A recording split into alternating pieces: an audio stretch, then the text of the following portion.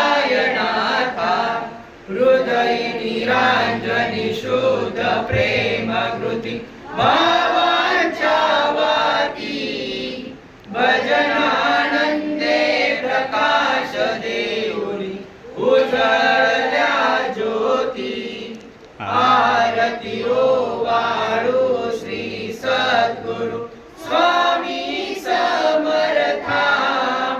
स्वरूप दिगंबर अजानुबाहु भव्य कायनाथा दिव्य कायनाथा